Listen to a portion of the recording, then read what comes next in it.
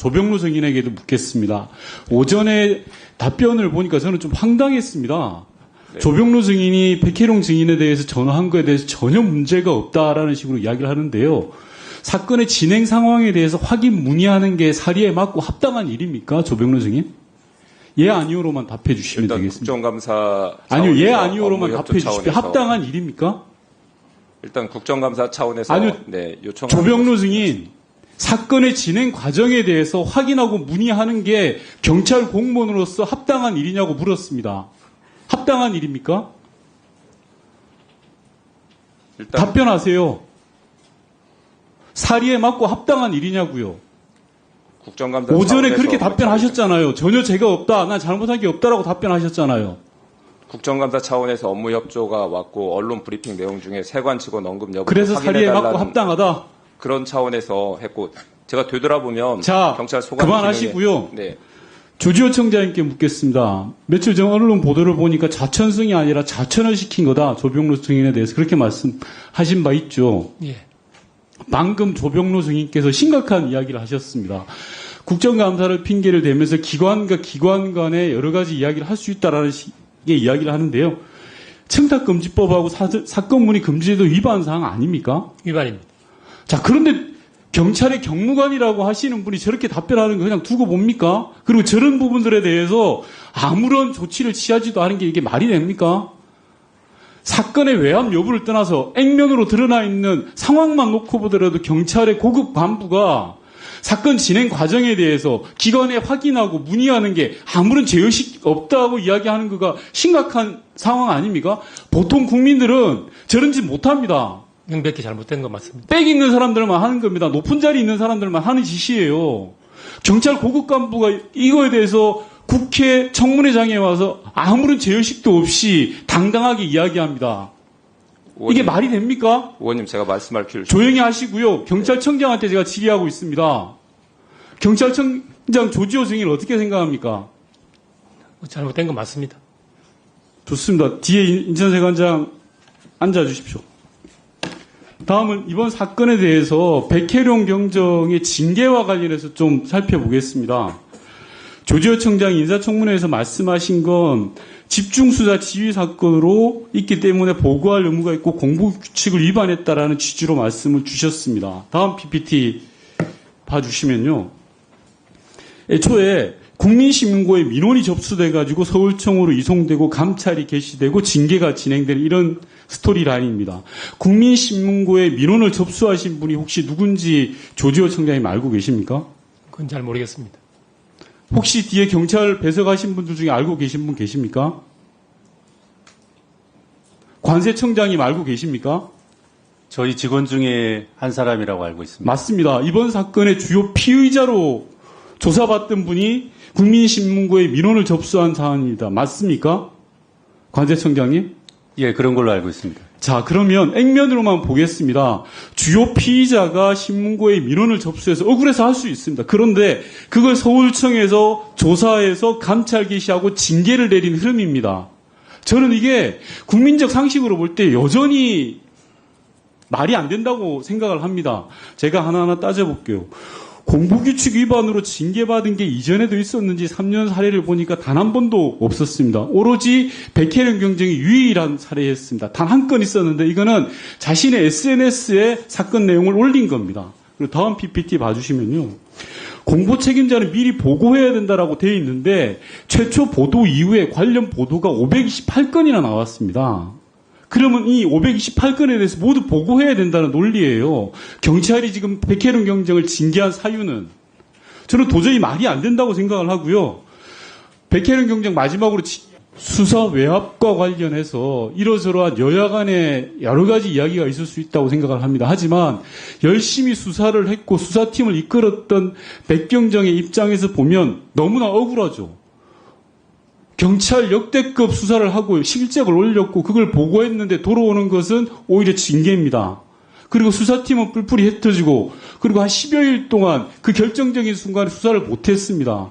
그리고 징계를 받아서 지금은 다른 곳으로 수사도 하지 못하고 다른 데로 인사가 나 있는 상황입니다. 하실 말씀 많을 것 같아요. 이 징계와 관련해서 백혜룡 경장이 생각할 때 경찰 조직에 대한 느낌, 그리고 주변 동료들에 대한 이야기들에 대해서 가감없이 해주시기 바랍니다. 이 징계 절차가 이루어진 게 지난 5월 23일 형사과장이 수사를 종결해달라고 요구를 합니다. 그걸 제가 지금 조지호 청장님의 의중이라 이렇게 말씀을 드렸는데요.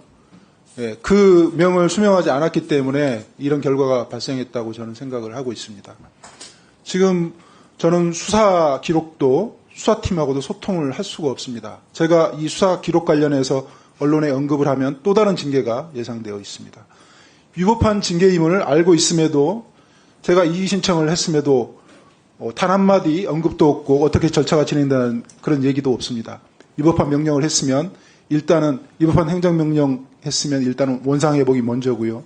그 이후에 책임을 지실 부분이 있으면 책임을 지셔야 된다. 이렇게 말씀드리겠습니다. 김찬수 서장의 입장이 변합니다. 정인석에 앉아있는 김찬수 서장은 입장이 변하지 않았다라고 강변하고 있지만 실제로 보면 김찬수 서장은 김봉식 지금 청장이죠. 윤희근 청장들에게 성과를 보고하다가 갑자기 9월 20일 날 백혜룡 증인에게 브리핑 연기를 지시합니다. 다음 PPT 한번 봐주시면요. 앞서 여러 의원님께서도 보여주신 내용인데 김봉식 증인도 대단히 수고 많다, 잘했다, 잘 마무리해라. 윤희근 증인도 잘했다, 훌륭하다, 세심하게 챙겨라 라고 이야기합니다. 김찬수 증인에게 묻겠습니다. 윤희근 청장 등에게 보고한 건 일종의 자랑하려고, 수사 성과를 자랑하려고 보고하신 거 맞죠?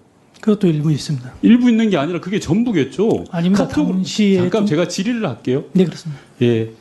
자랑하려고 보고했을 때는 백혜룡 증인을 포함한 수사팀이 잘했다, 마약 수사 잘했으니까 이걸 봐주세요라고 하는 취지가 더 많이 있을 거 아니겠습니까? 그게 상식적이죠. 네, 그렇습니다. 갑자기 본청장인 경찰청장한테까지 수사 결과를 보고하는 이유는 다른 게 없습니다. 우리 영등포서가 잘했습니다라고 보고를 한 겁니다. 그런데 갑자기 9월 20일 날 백혜룡 증인에게 브리핑을 연기하라고 합니다. 백혜룡 증인에게 묻겠습니다.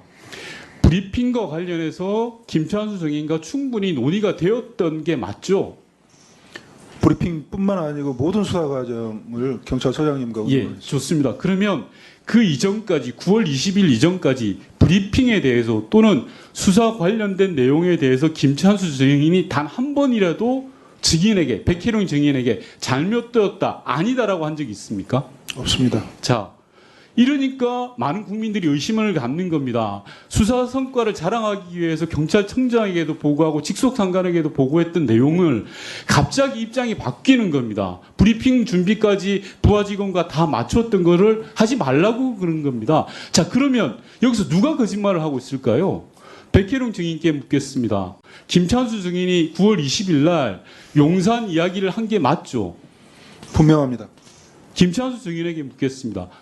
용산 증인을 했습니까? 안 했습니까? 예, 아니오로 이야기해 주십니다. 아닙니다. 아닙니까? 자, 그럼 두 사람 중에 거짓말을 하시는 분이 있습니다. 거짓말을 한 자가 범인입니다. 맞습니까? 김찬수 증인? 그렇습니다. 자, 좋습니다. 상식적으로 봤을 때요, 이런 상황이면 누구를 의심하겠습니까? 앞서 말씀드린 것처럼 자랑하기 위해서 청장에게 보고까지 하고 브리핑 계획이나 수사 내용을 공감하고 설명하고 같이 논의했던 그런 사람이 하루아침에 입장이 바뀌었다라고 하면 많은 국민들은 당연히 백혜룡 증인의 진술이 맞다라고 생각할 겁니다. 본 의원도 그렇게 생각을 합니다. 당연히 백혜룡 증인이 거짓말을 할 이유가 없죠. 백혜룡 증인에게 묻겠습니다. 당시에 김찬수 서장이 백혜룡 증인에게 용산을 언급하면서 전화한 날짜와 시간이 9시가 넘었다고 했는데 맞습니까? 9시 한 3분쯤 되는 걸로 제가 좋습니다. 통상적으로 증인께서 영등포소 과장으로 계실 때 김찬수 서장이 과장에게 밤 9시에 전화하는 길이 흔한 일입니까? 그때 밤에 전화한 건 처음이었습니다. 자, 좋습니다. 이런 겁니다. 갑자기 계속 자료오던 수사를 밤 9시에 전화를 하는 이유가 뭡니까 도대체? 많은 국민들은 여기에서 의구심을 갖는 겁니다. 상급자의 지시를 그대로 이행하는 하급자는 분명히 용산이라고 들었다고 합니다. 그리고 그 책임에 대해서 온전히 지려고 합니다. 그런데 상급자인 김찬수 증인은 아니라고 합니다. 이 청문회를 보면 국민들은 다 알 수 있는 겁니다. 어디에서 꼬리 자르기를 하고 있고 누가 책임을 면탈하고자 하느냐를 이야기하고 싶은 겁니다. 재미있게 보셨다면 구독과 멤버십 부탁드립니다. 특히 멤버십 희동이님들께 정말 감사드린다는 점 다시 한번 말씀드리고요. 주위에도 널리 공유 부탁드리겠습니다.